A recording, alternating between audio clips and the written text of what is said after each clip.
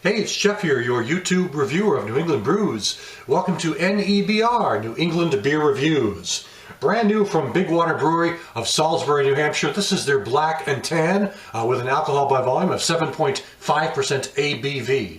And the Big Water Brewery opened just a few months ago. I have reviewed a beer or two from them on my channel. And this is a brewery that seems to be trying a lot of new things, and they're not widely available in New Hampshire yet, but they're starting to get out there more and more. Now, I am not sure, their website isn't very clear as to what they used to put this Black and Tan together.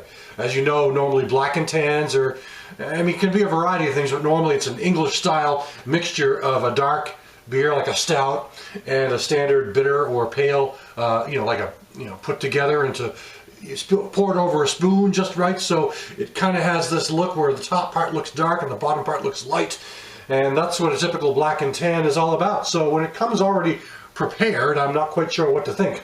I'm assuming they use their Aztec Ale as the pale side of this, or the tan side of this, but I'm not aware of them having put out a stout yet, or a porter, or anything like that, so I do not know what the other ingredient is in the brewing of this Black and Tan. So I'm going to pour it into the glass. Let's kind of review it on its merits as best as I can. I mean, it doesn't really look like, your typical Black and Tan. Normally it'd be like black up here and tan down here. But you can see it's got the nice dark color. It's very, very dark brown, and there's a modest little tan head up top here. So aroma. Good malt character here. Definitely a malt character. It's got something else going on though too. It's not like a stout character or a chocolate or anything like that. There's kind of a butterscotch character here going on. And maybe just kind of a roasted malt character. But more of the butterscotch. So that could be good or bad. They have put out a couple of sours. They put out a couple of Abbey Ales, this brewery. So I'm not picking up any of those types of Belgian-style esters, like the Belgian candy sugar or something like that, But there is a kind of a toasty. I'm not sure. They might be using one of their Belgians. I don't know to mix this one together with their Aztec. So I don't really know. There was nothing on their website. In fact, I don't think they really have a website. They do a lot on the social media like Facebook and things like that. So let's check out the taste. Fairly easy drinking beer. Body is probably a light to medium. And it does have a character to it that I can't quite describe. I'm getting a malt character up front. I noticed, as I mentioned, this kind of buttery butterscotch thing in the aroma. Not picking that so much up in the flavor, but I am getting a definite bitterness on this beer. It really comes on, a little more on the bitter side. The malts are kind of sweet. There's definitely a roasted malt character here going on. I don't want to say caramel or toffee. I mean, those are kind of the most obvious, but there's definitely like a mashup, some kind of a malt mash going on here. But I'm not really getting any kind of stout characters, like a chocolate or a coffee or something like that. But I'm definitely getting more of a malt character. And Black and Tans, like I said, are difficult to review when it comes to. Okay, here's what it says on the side here. It's a bottle conditioned beer. It says a uniquely stouty ale. Okay, well, I didn't read that before I was drinking this, so I am picking up.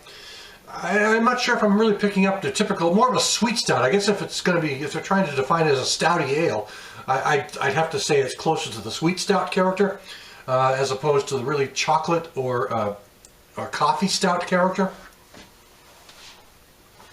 Not a milk stout character whatsoever. But it still tends to be kind of more to the malty side. Not a dark malt character, but more of there's sort of a smooth milkiness going on in here, but it's definitely not really what I would expect from a stout type beer. Although it's not terribly bad. I mean, I'm not going to complain. I think it's a nice drinking beer, 7.5%, easy to drink. I'm not picking up any booze. 7.5 is not a big number anyway. But to call this a stouty ale, I mean, it's got some depth to it. It's got some weight to it as far as the body goes. But you know, it's not a really heavy weight. It's more of a light to medium weight. But anyway, I mean, I'm looking forward to watching this brewery develop. They've only been around for a couple of months. You know, they opened up October or something like that, September, October, and for some strange reason, they put all their beers into a small convenience store in a small town outside of Concord called Epsom, New Hampshire, and they suddenly, that's the only place you could find them for a while. But I think the owner, he's basically a one-man shop, has branched out a bit. I'm starting to find his beers at other well-known beer stores around the state. And in New Hampshire, you don't necessarily have to use a distributor if you're a local nano brewery and you do less than 2,000 barrels a year.